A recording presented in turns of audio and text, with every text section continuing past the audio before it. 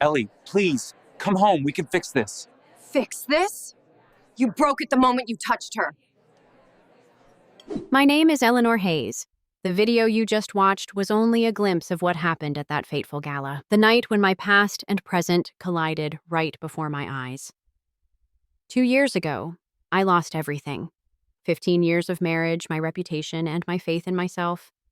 But that night, when he begged me to come back, I gave him an answer that left the entire room in stunned silence. And trust me, that was only the beginning. Before I share the full story, let me know where you're watching from in the comments, hit that like button, and subscribe. Trust me, you won't want to miss what happens next. You never hear the sound when a heart cracks, until the silence becomes deafening. I stood at the entrance of the Metropolitan Winter Charity Gala, my fingers wrapped around a crystal champagne flute I had no intention of drinking from. The Ralph Lauren sapphire gown hugged my body like armor, each sequin catching the light from the chandeliers above. 8 months. That's how long it had been since the papers were signed. Since I'd walked out of that courthouse in San Francisco with nothing but my maiden name and a townhouse in Pacific Heights that still smelled like a life I no longer lived. The ballroom stretched before me like a glittering battlefield. I recognized half the faces: real estate moguls, hedge fund princes, their wives draped in Cartier and practiced smiles. New York's elite, gathered for their annual dance of charity and ego. I'd attended these before, always on Adrian's arm, always as the architect's wife who dabbled in hospital design. Tonight, I was just Eleanor Hayes, Ellie, 40 years old and starting over. I took a step forward, then another. My heels clicked against marble, a steady rhythm that helped drown out the whispers already starting. News traveled fast in our circles. The Cole divorce had been fodder for gossip columns from coast to coast. Eleanor? A voice, smooth as aged whiskey, pulled me from my thoughts. I turned to find Nathan Caldwell standing beside me, his presence somehow both commanding and gentle. I'd seen his face in Forbes, knew his reputation as one of New York's most successful real estate developers. What I hadn't expected was the kindness in his gray eyes. Mr. Caldwell? I extended my hand, grateful for the steadiness in my voice. Nathan, please. His handshake was firm, warm. I've been hoping to meet you. Your work on the Children's Hospital in Sacramento. Revolutionary doesn't begin to describe it. Before I could respond, the crowd behind Nathan shifted and my breath caught. Adrian. Here, his salt and pepper hair perfectly styled, his Tom Ford tuxedo impeccable as always. And on his arm, in a dress that cost more than most people's cars, was Sienna Reed, my former protege, the girl I'd mentored, invited to family dinners, treated like the younger sister I never had. 29 years old, with ambition sharp enough to cut glass and morals flexible enough to steal another woman's husband. Our eyes met across the room. Adrian's face went pale, then flushed. Sienna's lips curved into something that wasn't quite a smile. The champagne flute in my hand trembled once before I set it on a passing waiter's tray. Would you like to get some air? Nathan's voice was quiet beside me, and I realized he'd followed my gaze, understood the situation without needing explanation. Actually, I said, lifting my chin, I'd like to hear more about your healthcare future project. I heard you're looking for someone to revolutionize patient-centered design. Something flickered in Nathan's eyes, surprise perhaps, or admiration. I am, though I should warn you, it's a $100 million undertaking, not for the faint of heart. I smiled then, the first real smile I'd managed in months. Mr. Caldwell, after what I've survived, there's nothing faint about my heart. Behind us, I heard Sienna's distinctive laugh, high and bright as breaking glass. Adrian would be watching, I knew, calculating, wondering what the ex-wife he'd assumed would crumble was doing talking to Nathan Caldwell, the very man his firm had been courting for months. Good. Let him wonder. The memory hit me as Nathan led me to a quieter corner of the ballroom. 2 years ago, almost to the day, I'd been in our Pacific Heights home preparing for the American Institute of Architects Award ceremony. Adrian's tuxedo lay across our bed, pressed and perfect. His phone buzzed on the nightstand. He was in the shower, and I reached for it absently, thinking it might be the car service. Last night was unforgettable. Can't wait to do it again. Time had slowed, crystallined. I'd stared at those words until they blurred, my mind racing through 1,000 explanations that weren't the obvious one. S could be anyone. Samuel from the Singapore Project. Stephen from the Planning Commission. But I knew. The way you know when you've been slowly poisoning yourself, ignoring the symptoms, explaining away the pain, until suddenly you can't pretend anymore. Eleanor? Nathan's voice brought me back. We'd found a spot near the floor-to-ceiling windows overlooking Central Park. You don't have to talk to him tonight, or ever. I glanced back toward the crowd where Adrian and Sienna held court, his hand possessive on her lower back, the same way he used to touch me at these events, marking territory. We were married for 15 years, I heard myself say, built a company together. I designed healing spaces while he created monuments to wealth. I thought we balanced each other. Nathan was quiet, letting me talk. Not many men knew how to do that, be present without trying to fix or minimize. I didn't confront him that night, I continued. Didn't make a scene. I spent 6 months quietly documenting everything, protecting my assets, planning my exit. Everyone expected drama. Adrian certainly did. He kept waiting for me to explode, to give him ammunition to paint me as the unstable ex-wife. But you didn't. No. I turned from the window. I gave him exactly what he deserved, a silent exit and a future where I matter more than he ever will. Nathan studied me with those thoughtful gray eyes. Is that why you're interested in healthcare future? To compete with him? The question stung because it was fair. Would that make you rescind the offer? No.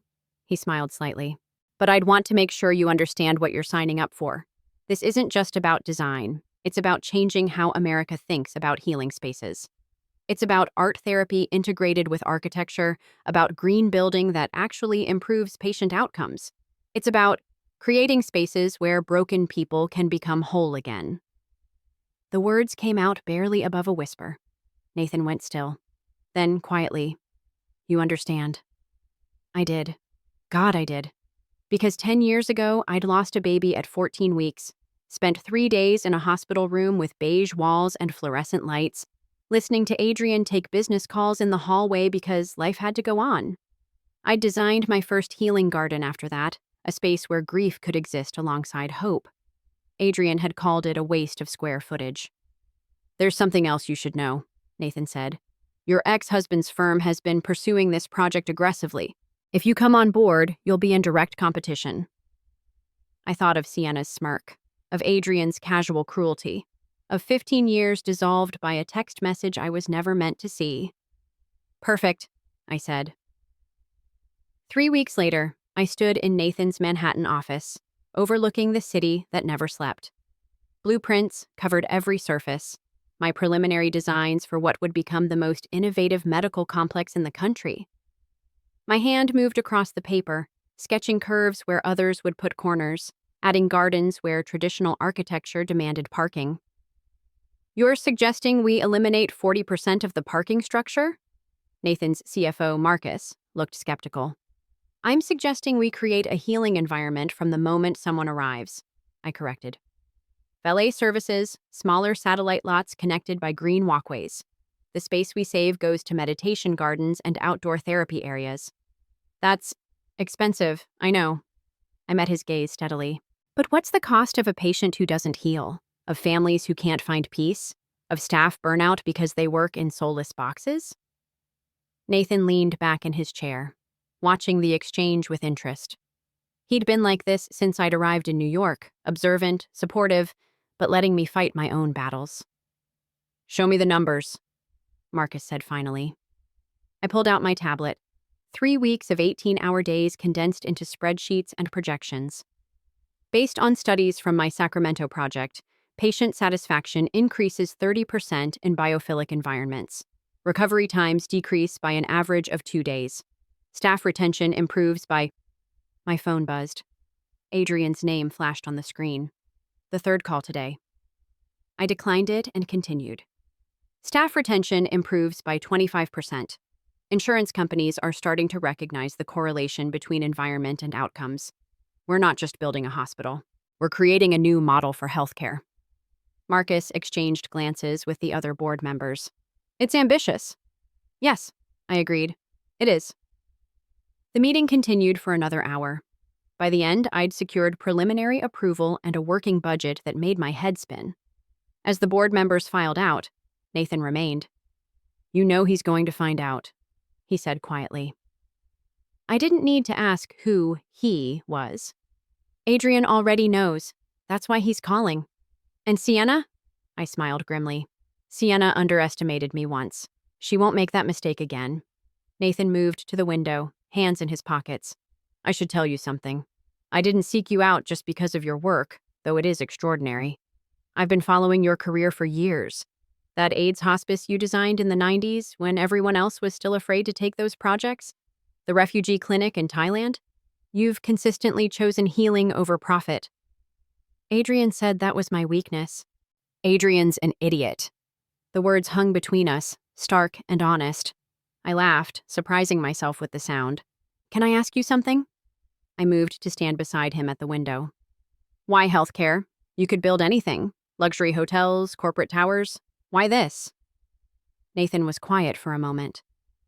My wife died of cancer 6 years ago. Spent her last months in a state-of-the-art facility that felt like a prison.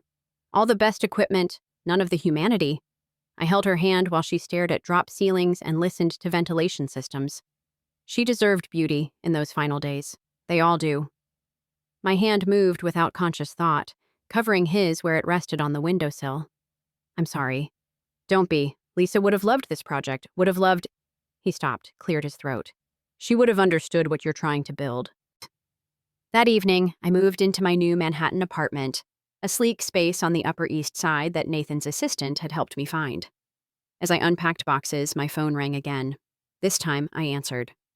Ellie? Adrian's voice, once capable of melting me, now just sounded tired. We need to talk. No, I said simply. We don't. You're making a mistake. Nathan Caldwell isn't who you think he is. This project, you're in over your head. Come home. We can work together again like before. I thought of Nathan's quiet grief, of the way he'd said Adrian was an idiot, of the feeling that for the first time in years, I was exactly where I belonged. I am home, I said, and ended the call. The sabotage started subtly. A leaked memo here, a delayed permit there. 3 weeks into construction planning, my structural engineer quit without notice. A week later, our environmental impact consultant withdrew, citing conflicts of interest. I knew Adrian's handiwork when I saw it. He's playing dirty, Sophia, my assistant, said over morning coffee. She'd followed me from San Francisco, loyal as family. Want me to call our lawyers? Not yet. I studied the latest setback, a scathing article in Architectural Digest questioning my qualifications, featuring quotes from anonymous sources that sounded suspiciously like Sienna. Let them exhaust themselves with petty games. But the games escalated. At the investors' gala 2 weeks later, I walked into a wall of whispers. The New York Post had run a story that morning. Divorcee designer lands mega deal. Bedroom or boardroom? The implication was clear. I was sleeping with Nathan to secure the project. I found him by the bar, his jaw tight as he read something on his phone. I'm sorry, I said quietly. I'll understand if you want to. Don't. His voice was sharp, then softer. Don't let them make you doubt yourself. Or us. Us. Such a small word to carry so much weight. Nathan, I know what they're saying. He set down his phone, faced me fully.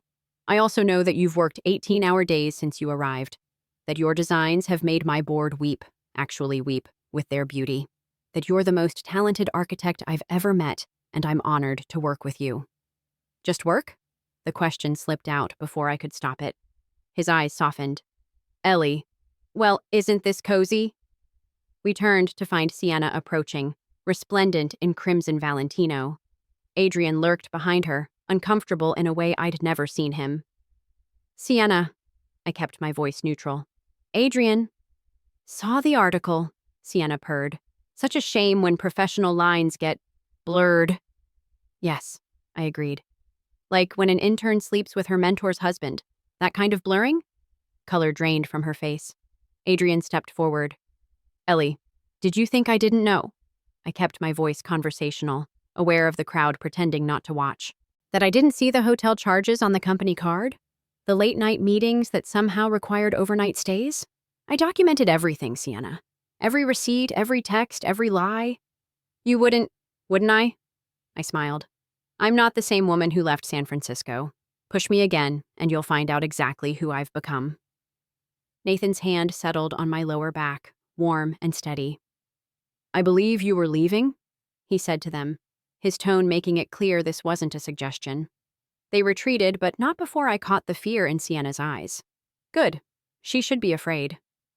That was, Nathan paused, searching for words. Necessary. I was tired of being the bigger person, tired of silent dignity. Though I may have just declared war. You didn't start it, he pointed out. No, but I'm going to finish it. Later that evening, alone in my apartment, I found an envelope slipped under my door. No postmark, no return address. Inside, documents that made my blood run cold. Emails between Sienna and a competitor firm, selling Adrian's trade secrets. Proof that she was playing both sides, destined to destroy not just marriages, but entire companies. An unsigned note was clipped to the top. Thought you should know, not everyone at Cole & Partners agrees with current leadership. A friend? I stared at the papers, understanding their power. This could destroy Sienna, possibly Adrian too. The question was, did I want to be the one to light the match?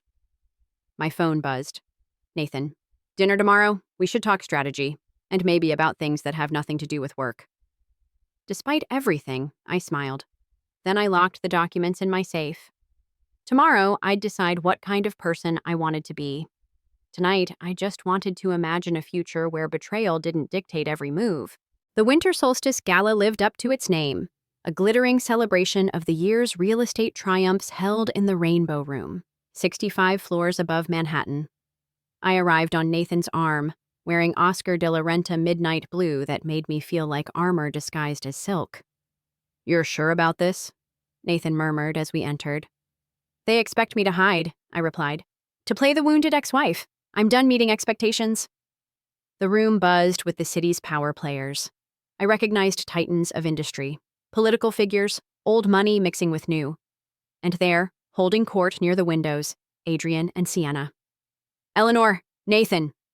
Margaret Whitman, doyenne of New York society and Nathan's biggest investor, swept toward us.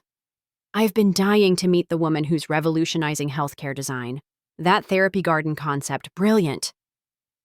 We talked for 20 minutes, Margaret's enthusiasm genuine and infectious. Others joined our circle, and I found myself discussing biophilic design principles with some of the city's most influential people. This was what I'd missed, not being Adrian's wife, but being respected for my own vision. Ellie. I turned to find Adrian behind me, alone for once. Up close, I could see the strain in his face, the new lines around his eyes. We need to talk, he said. Privately. Nathan tensed beside me, but I touched his arm lightly. 5 minutes, I told Adrian. We found a quiet corner near the service corridor. Adrian looked older in the harsh light, desperate in a way I'd never seen. You have to stop this, he said without preamble. The Healthcare Future Project. You don't understand what you're getting into. The politics, the pressure. Let me help. We can partner on this like old times. Like old times? I laughed, sharp and bitter. You mean where I do the work and you take the credit? Where I design from the heart while you calculate profit margins? That's not... He ran a hand through his hair. Ellie, please. The firm is struggling. We lost 3 major contracts this month. The Singapore project fell through. I need this. We need this. We? I stepped back. There is no we, Adrian. You destroyed that when you chose her. Sienna was a mistake. Sienna was a symptom. My voice stayed steady, despite the old pain clawing at my chest. Of your ego, your entitlement, your belief that I existed to support your dreams while mine withered. I'm done being your foundation while you build monuments to yourself. So you'll destroy me instead? Is that it? Revenge? I looked at this man I'd once loved, really looked at him, saw the selfishness that had always been there, masked by charm and success. I'm not destroying you, Adrian. I'm just no longer saving you from yourself. Some structures collapse because of storms, I said quietly. Others because their foundations were never real. I turned to leave, but his hand caught my arm. You don't know what Sienna's capable of, what she's planning. I can protect you. Mr. Cole? A man in a dark suit appeared beside us. FBI, we need to ask you some questions about your association with Marcus Chen and potential money laundering through the Riverside Development Project. The blood drained from Adrian's face. Around us, I became aware of similar suits moving through the crowd. Sienna's shrill voice carried across the room as agents approached her. This is a mistake, Adrian stammered. The agent's expression remained neutral. We'll determine that downtown, if you'll come with us. I watched them lead Adrian away, my emotions a tangle I couldn't unravel. Relief, pity, vindication, all of the above and none of them. Nathan appeared at my elbow. Are you all right? I don't know, I answered honestly. Did you know? About the FBI? No, but I'm not surprised. Chen's been under investigation for months. Anyone who dealt with him was bound to get caught in the net. The party continued around us, excited whispers replacing elegant conversation. New York loved nothing more than watching the mighty fall. Take me home? I asked quietly. Nathan's hand found mine. Of course.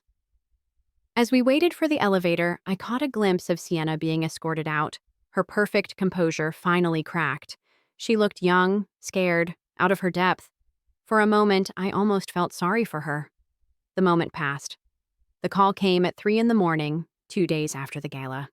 I fumbled for my phone, still groggy. Ms. Hayes, this is Detective Morrison, NYPD. You were listed as an emergency contact for Adrian Cole. I sat up, instantly alert. Is he all right? He's in the hospital. Attempted suicide. He's stable now, but he's asking for you. The room spun. I gripped the phone tighter. I'll be right there. Mount Sinai Hospital at 3:47 a.m. was a different world. Fluorescent harsh against exhaustion. Families huddled in waiting rooms, the smell of coffee and despair. I found Adrian in a private room, wrists bandaged, face gray against white sheets. You came, he whispered. You listed me as your emergency contact. I sat in the visitor's chair, maintaining distance. After everything? There's no one else. His laugh was broken. Funny how that happens. You build an empire and end up alone in a hospital room. Adrian, I need to tell you something. He struggled to sit up. About Sienna, the FBI, all of it. You were right, she was a symptom, but not of what you think. I waited, watching the man I'd once promised to love forever fight for words. Richard Henley, he finally said. My business partner. He's been orchestrating a takeover for 2 years. Sienna, she was his plant. Seduce me, destroy my marriage, destabilize my leadership, make me weak enough to oust. The pieces clicked into place with sickening clarity. You knew? Not at first. By the time I figured it out, I was trapped. The affair was real. My fault, my weakness. But she was reporting everything back to Richard. Every project, every bid, every vulnerability. So you let it continue? I thought I could use her. Feed false information, protect the firm. He closed his eyes. I was an idiot. She was smarter than both of us. The FBI investigation? She orchestrated that too. Leaked just enough to trigger it, knowing it would destroy me but leave Richard clean. I sat back, processing. Why didn't you tell me? When I left, why didn't you tell you I was being played by a 29-year-old? That I destroyed our marriage for someone who was using me? His voice cracked. My pride wouldn't let me. And then you were gone, and it was too late. It was too late the moment you touched her, I said quietly, regardless of her motives. I know. Tears leaked from his closed eyes. I know. A knock interrupted us. Nathan stood in the doorway holding 2 cups of coffee. He'd insisted on driving me, waiting in the lobby. I'll be outside, he said, but Adrian's voice stopped him. No, stay. You should hear this too. Adrian opened his eyes, focused on Nathan. Richard's coming after healthcare future next.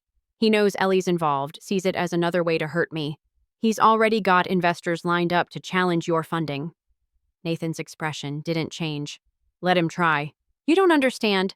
I understand perfectly. Nathan moved to stand beside my chair. Richard Henley's been circling my projects for years. The difference is I'm not vulnerable to blackmail or seduction, and neither is Eleanor. Adrian's gaze moved between us. You love her. It wasn't a question. Nathan didn't deny it. Good, Adrian whispered. That's good. Ellie, I'm sorry. For all of it. For choosing ambition over love, for letting pride destroy us, for being too weak to protect what mattered.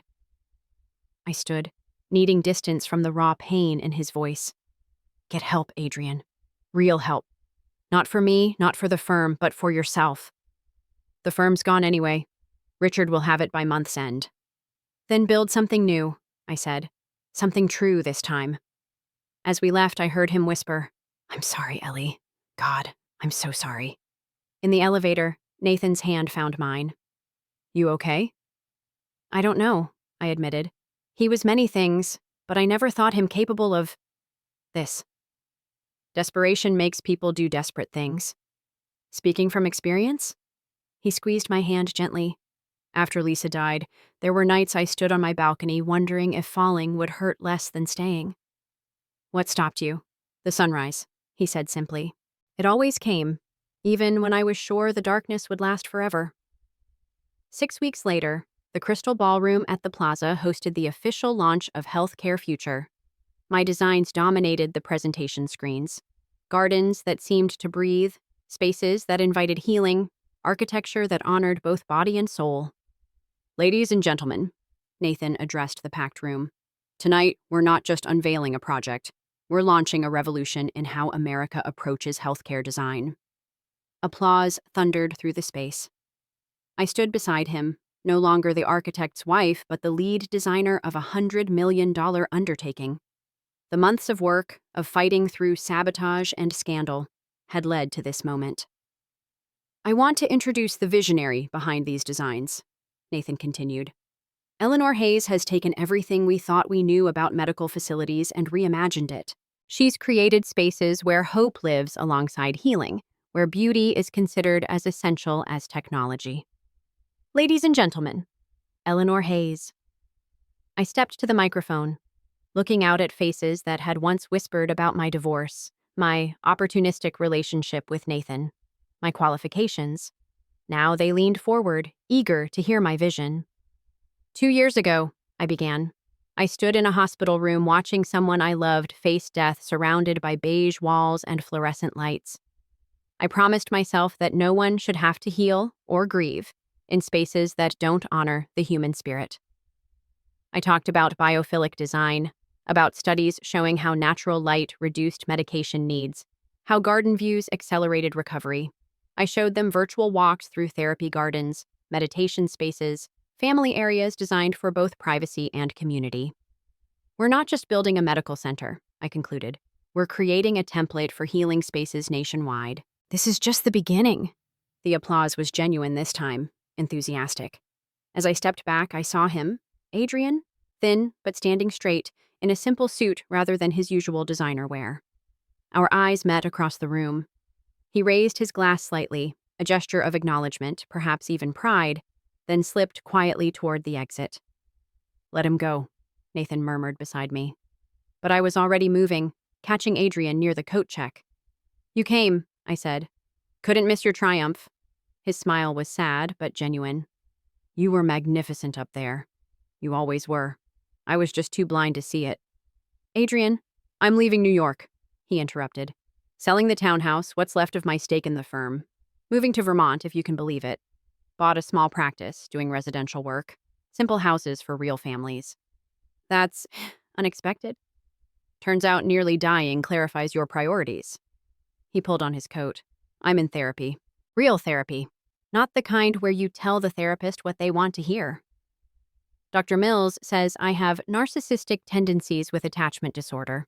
Apparently, I seek validation through achievement while simultaneously sabotaging intimate connections. Sounds about right. He laughed, a real laugh.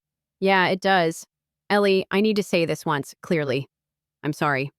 Not the manipulative kind of sorry that wants something back. Just sorry. For the affair. For the lost baby you grieved alone. For 15 years of taking your light and claiming it as my own. You deserved better. I did, I agreed. But I also chose to stay. That's on me too. No, his voice was firm. Don't do that. Don't take responsibility for my failures. You stayed because you loved me, because you believed in vows, because you're loyal to a fault. I stayed because it was convenient. That's the difference between us. A hand touched my elbow. Nathan, holding my coat. The investors are asking for you, he said quietly, but his eyes asked a different question. Go, Adrian said. Build your future. Be happy, Ellie. Really happy. You've earned it. He walked away then, out into the New York night. I watched until the darkness swallowed him, this man who'd shaped so much of my life disappearing like smoke. You all right? Nathan helped me into my coat. Yes, I said, surprised to find it was true. I actually am. Back in the ballroom, Margaret Whitman pulled me aside. That was quite a presentation, dear. I have colleagues in Boston, Chicago, Seattle, all interested in implementing your designs. This could go national within 2 years. That's the plan, I said. Good. This country needs more spaces that remember we're human beings, not just bodies to be fixed. She patted my arm. I knew Nathan was smart, but choosing you as lead designer? Brilliant. As she walked away, Nathan appeared with champagne. Dance with me? The band was playing something slow, classic. I set down my glass, let him lead me onto the floor. Other couples swirled around us, but I was only aware of his hand on my waist, the solid warmth of him. Thank you, I said, for believing in this project. In me. Ellie. He pulled me closer. I need to tell you something, and I need you to really hear it. I'm not Adrian. I'm not looking for a muse or a support system or someone to complete me. I'm whole on my own, as are you. But when I'm with you, I remember why beauty matters, why creating something meaningful is worth the fight. You don't complete me. You inspire me to be complete. Nathan, I'm in love with you, he said simply. Not because you're brilliant, though you are. Not because you're beautiful, though God knows you take my breath away. But because you took the worst thing that ever happened to you and transformed it into something that will heal thousands. Because you choose creation over destruction, even when destruction would be easier. The music swirled around us. I thought of Adrian in his hospital bed, of Sienna facing federal charges, of the wreckage of my old life. Then I thought of blueprints coming to life, of gardens where sick children could play, of the sunrise Nathan had waited for when darkness seemed eternal. I'm scared, I admitted. I don't know how to trust again, how to believe that something this good won't shatter too. Then don't trust yet, he said. Just dance with me. Just be here, in this moment, creating something beautiful. The rest will come when you're ready. So I danced, in the arms of a man who understood that some hearts need time to mend, in a ballroom full of people who finally saw my worth, in a city that had become my chrysalis. I danced and let myself imagine a future built on truth rather than illusion. 1 year later, I stood on the observation deck of our completed medical center, watching the sun rise over Manhattan. The building rose like a prayer answered, glass and steel interwoven with living walls, rooftop gardens cascading down facades, spaces that breathed with life. You did it, Sophia said beside me, holding 2 cups of coffee. You actually did it. Below us, the first patients would arrive next week. Families would find solace in meditation gardens. Children would heal surrounded by art and beauty. Staff would work in spaces designed to prevent burnout rather than cause it. We did it, I corrected. All of us. My phone buzzed, a message from Adrian. We'd developed an unexpected correspondence over the months, brief updates on our separate lives. He sent photos of the Vermont houses he designed now, simple structures that honored their landscapes. I shared articles about the medical center's progress, saw the Times piece. You're changing the world, Ellie. Lisa would be proud. Lisa. Adrian had meant my lost baby, not Nathan's late wife. But the confluence felt right somehow. All our losses transformed into something healing. Ms. Hayes? A young woman appeared in the doorway. Rebecca, our newest design intern. Mr. Caldwell's here. He says it's important. I found Nathan in what would become the children's therapy garden, standing beneath a cherry tree we'd planted in memory of those we'd lost. His face was serious, nervous in a way I'd rarely seen. Is everything all right? Yes. No, I need to ask you something. He took my hands, and I noticed his were trembling slightly. I had a speech prepared about partnership and future and building things together. But standing here, in this space you created, all those words feel inadequate. Nathan, marry me, he said simply. Not because I need you, not because you complete me, but because I want to spend whatever time we have left creating beautiful things together. Because you've taught me that broken doesn't mean worthless, that sometimes the cracks are where the light gets in. He pulled out a ring, not the massive diamond Adrian would have chosen, but an antique piece with colored stones arranged like a garden, unique and thoughtful and perfect. I thought of the woman I'd been 2 years ago, standing in a gala feeling shattered, of the journey from that darkness to this moment, surrounded by something I'd built from pain and hope and sheer determination. I need you to understand, I said slowly. I'm not the same person I was. I'm harder now, more careful. I'll always have walls you might never fully breach. I'll always be a little broken. I'm not asking for perfect, Nathan said. I'm asking for real, for partnership, for the chance to build something that honors both our scars and our strengths. A cherry blossom petal drifted down, landed on our joined hands. In the distance, the city was waking up, full of broken people looking for healing. I can't promise forever, I said. Then promise today, and tomorrow, if it feels right, and the day after that. We'll build it one day at a time, like everything worth having. I looked at this man who'd seen me at my worst and still saw something worth loving, who understood that strength wasn't about never breaking but about how you rebuilt, who offered partnership instead of possession. Ask me again in a year, I said finally, when the center's been running, when we know if this works in reality, not just in dreams. Ask me when you've seen me handle crises and exhaustion and all the unglamorous parts of building something real. Disappointment flickered across his face, quickly replaced by understanding. A year? A year. If you still want to marry me then, knowing all of it, ask again. He slipped the ring back in his pocket, pulled me close instead. I'll ask every year if I have to.